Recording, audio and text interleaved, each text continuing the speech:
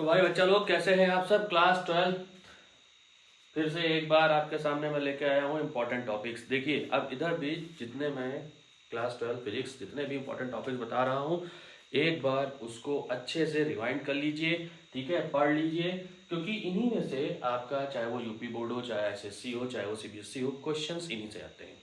कुछ आपको पता है, आपका क्वेश्चन पेपर आपने देखा है, सैम्पल पेपर आप देख चुके हैं, तो इनसे ही आपके डेरिवेशंस भी बनते हैं, इन्हीं से आपके न्यूमेरिकल्स भी बनते हैं और इन्हीं से असर्शन रीजन और केस स्टडी क्वेश्चंस आते हैं। तो आइए देखिए, सबसे पहले यहाँ पे क्या है, बात हम करते हैं सबसे पहले अपने कैपेसिटेंस वाले टॉपिक की।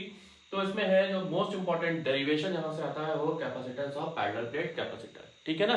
ये जो capacitance of parallel plate capacitor है C is equal to epsilon naught A upon D, ये है कि जब प्लेट के बीच में डायरेक्ट स्लैब नहीं होती, ठीक है।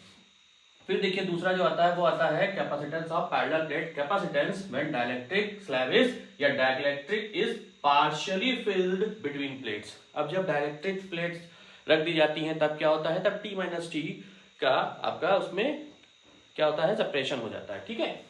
अब यहाँ पर फिर तीसरा टॉपिक जो है वो है energy of a charge capacitor, U is equal to half CV square and U is equal to half Q square by C। ये बहुत इंपॉर्टेंट टॉपिक है भाई, ठीक है।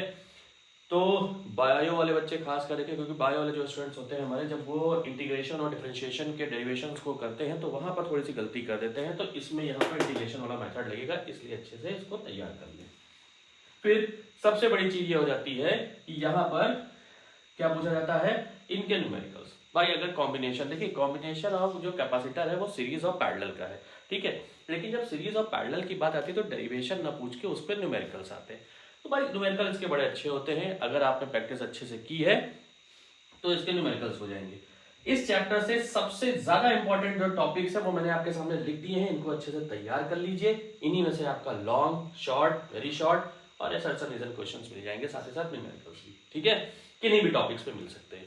ठीक, उम्मीद करता हूँ कि आपकी तैयारी अच्छी चल रही होगी भाई, लगे रहिए, ठीक है, और अच्छे से तैयारी करिए, अब की बार का बोर्ड कुछ नया लेके आएगा, ठीक है।